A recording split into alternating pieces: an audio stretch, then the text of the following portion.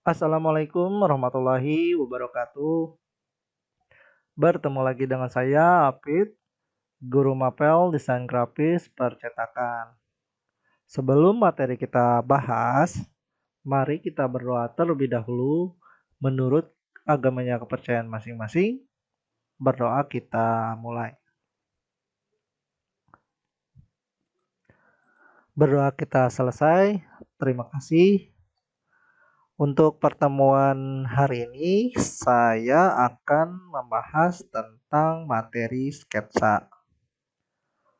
Secara garis besar, sketsa adalah rancang gambar dari sebuah desain.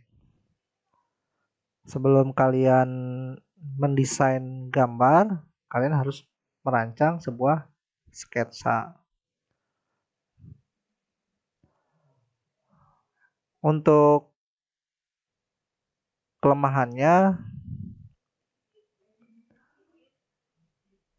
kalau kita membuat sketsa membutuhkan waktu yang cukup lama.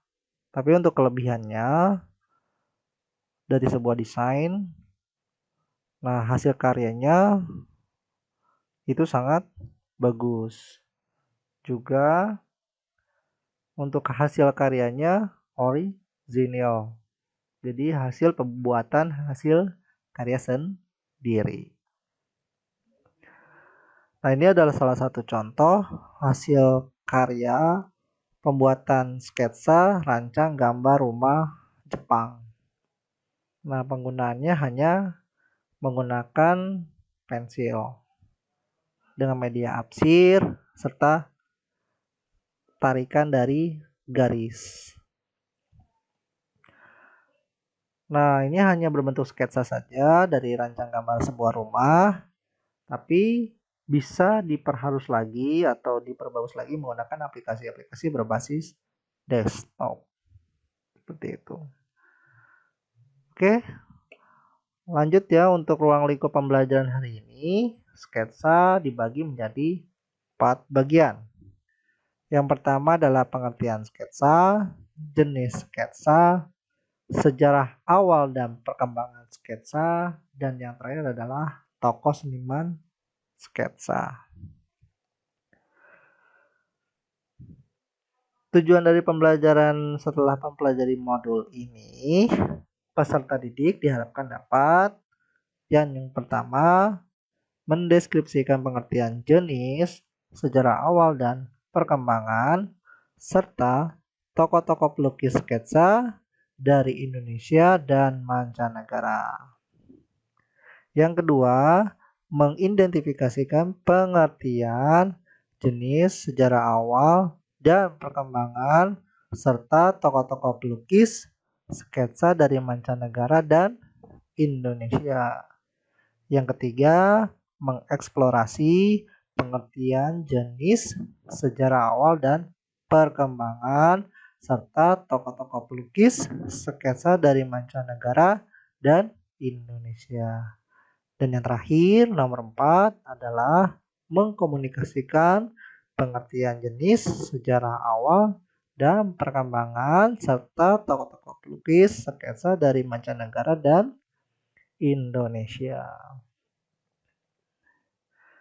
Kali ini saya atau kalian hanya mengamati dari gambar hasil karya sketsa. Nah, sketsa yang pernah dibuat adalah dari Leonardo da Vinci. Nah, untuk judulnya adalah Studies of an Old Man and the Action of Water. Untuk lebih jelasnya, gambarnya seperti apa, saya sudah menulis deskripsi web hasil karya dari sketsa Leonardo da Vinci. Di sini memang kurang jelas, gambarnya agak sedikit pecah. Saya kopas aja ya. Jadi kalau kalian ingin lebih jelas lagi gambar sketsanya seperti apa, kalian bisa cari di halaman tersebut. Dan yang kedua, sketsa yang pernah dibuat oleh yang lain adalah hasil karya dari Michelangelo yang judulnya adalah Sketch for Sable with a Book. Nah, kalian juga bisa mencari di website yang saya simpan di PowerPoint ya, agar lebih jelas hasil karyanya. Yang ketiga, ini hasil karya Indonesia. Sketsanya dari Raden Saleh dan lukisan dengan judul Tertangkapnya di Ponegoro. Sumbernya saya sudah catat di PowerPoint. Kalian bisa lihat sketsa hasil karya Raden Saleh. Yang keempat adalah sketsa dari karya Heng Ngatung. Ya, judulnya adalah Membatik. Nah, seperti ini ya. Dan yang selanjutnya adalah sketsa karya dari Sujojono, di mana judulnya sketsa tersebut adalah Sultan Agung di atas kuda dengan ukuran 34 kali 23 cm pada tahun 1973.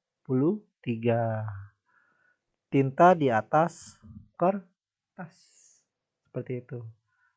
Untuk lebih jelasnya, kalian sudah gambar sketsa tersebut, kalian bisa mengklik atau mengcopy paste link sumber sketsanya. Nah, setelah kalian mengamati sketsa hasil karya dari mancanegara dan Indonesia, kali ini kalian harus mengamati alat-alat untuk pembuat sketsa. Di antaranya adalah pensil. Gitu. Pensil, kalian pasti kenal pensil. Nah, tetapi pensil itu terbagi dari beberapa macam jenis pensil. Jadi kalian harus tahu penggunaan pensil cocoknya untuk apa.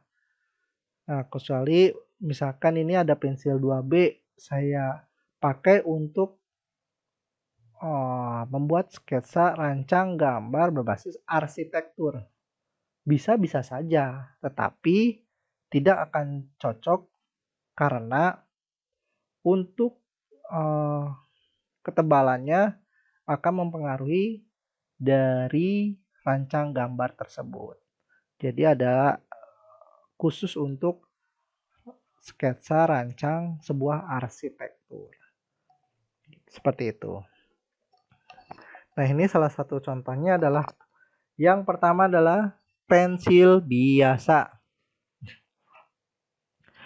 Pensil biasa dengan batang kayu relatif murah dapat dipakai untuk membuat berbagai macam goresan dan dapat digunakan untuk menutup bidang gambar dan membuat bayangan.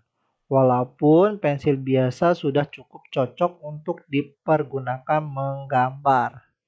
Namun dalam penggunaannya harus diperhatikan mutu dan jenis pensilnya.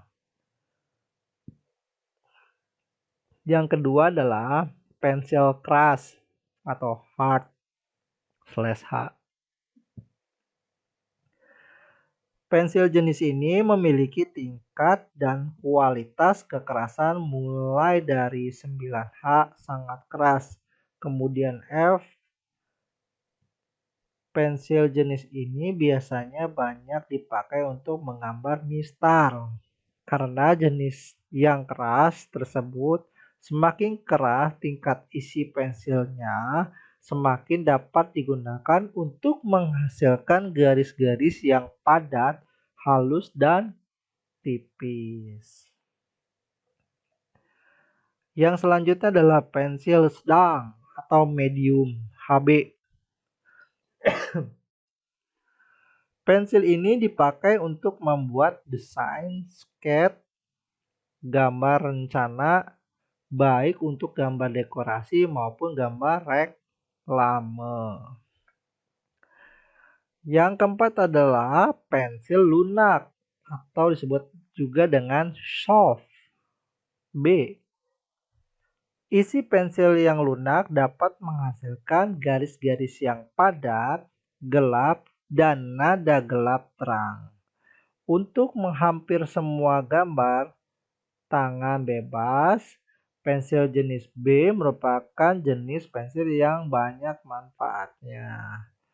Jenis pensil ini banyak dipakai untuk menggambar potret, benda, atau pemandangan alam dalam warna hitam dan putih. Dan yang 5 adalah konte. Berwarna hitam, arang, dan berbeda dengan pensil biasa karena mempunyai goresan yang tebal dan lebar. Dibedakan pula menjadi hard garis miring H garis miring keras. Yang kedua medium garis miring HB garis miring sedang. Yang ketiga soft garis miring B garis miring lunak. Yang keenam adalah pensil warna. Pensil ini mengandung lilin dan tersedia dalam 12 macam warna. Untuk kategorinya, pensil warna bukan merupakan bahasan dalam penelitian ini, ya. Jadi hanya sebagai pemanis saja atau dalam pembuatan sebuah hasil karyanya. Nah, ini adalah sebuah contoh pens atau pensil, ya. Jenis-jenis pensil. Kalian bisa lihat jenis pensilnya seperti apa. Yang kedua adalah markers. Ya, ini ya seperti stabilo, spidol, dan lain-lain. Yang ketiga adalah mix media. Nah, ini rata-rata untuk penggabungan warna. Salah satu contohnya adalah menggunakan kuas atau warna. Yang kedua adalah sebuah pensil warna. Seperti itu. Cukup jelas ya untuk jenis-jenis pensil dan warna.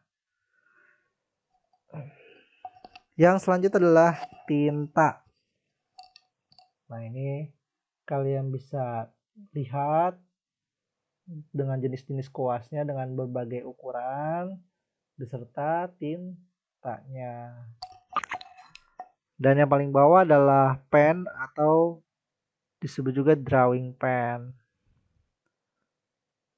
Jarang sekali pembuat sketsa langsung menggunakan pulpen.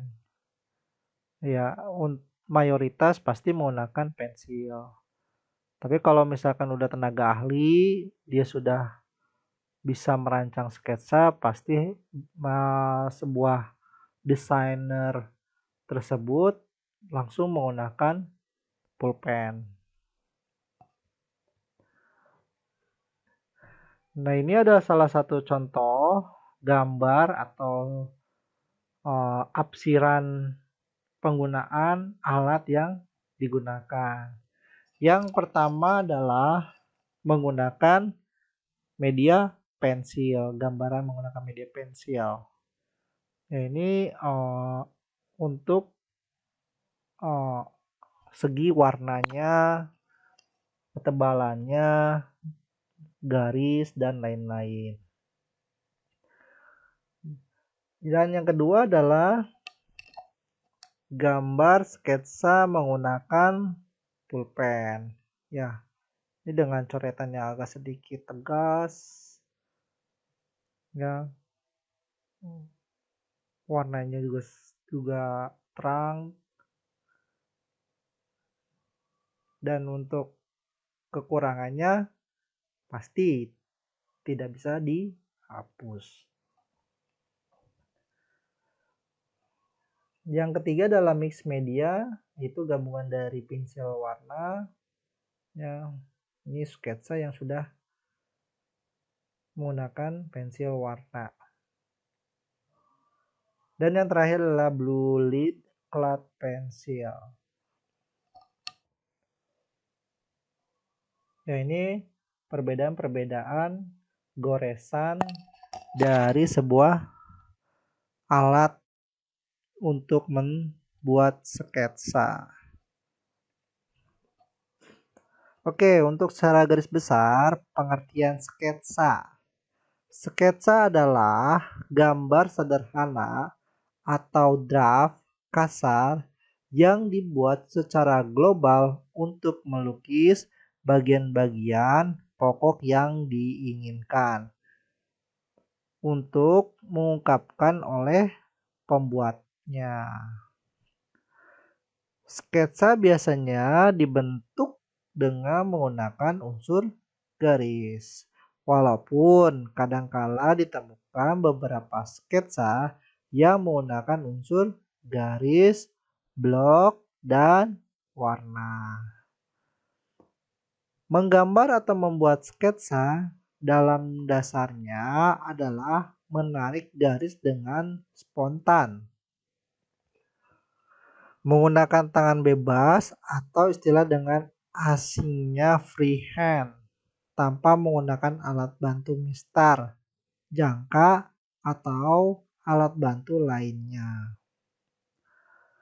Dengan demikian, kualitas garis harus diperhatikan sesuai dengan karakter dan jenis objek yang akan ditampilkan. Jenis-jenis sketsa. Kusnadi, seorang kritikus seni rupa, mengatakan bahwa sketsa dalam seni rupa dapat dibagi menjadi dua, yaitu yang pertama adalah sketsa sebagai seni murni atau sketsa yang berdiri sendiri dan sekaligus sebagai media ekspresi. Dan yang kedua adalah sketsa for studi sebagai menjadi media untuk studi bentuk, proporsi, anatomi, komposisi, dan sebagiannya yang akan dibuat berdasarkan sketsa. Dari pendapat Kusnadi tersebut dapat diartikan bahwa kedua jenis sketsa tersebut memiliki perbedaan yang mendasar. Letaknya, perbedaannya adalah pada fungsinya. Jenis sketsa yang pertama berfungsi dengan media ekspresi, sedangkan jenis sketsa yang kedua sebagai media studi. Jadi, bila dibandingkan dengan sketsa jenis for study, maka sketsa murni lebih ekspresif. Karena sketsa murni dapat dijadikan media untuk berekspresi yang tidak terlalu terikat dengan masalah bentuk, proporsi, anatomi, dan sebagiannya serta tidak pernah dilanjutkan menjadi sebuah karya seni rupa lainnya, tetapi berhenti atau selesai sebagai karya sketsa murni atau berdiri sendiri. Dengan demikian, dari kedua jenis sketsa tersebut terbagi dua sisi kegunaannya, yaitu yang pertama adalah fungsi sketsa.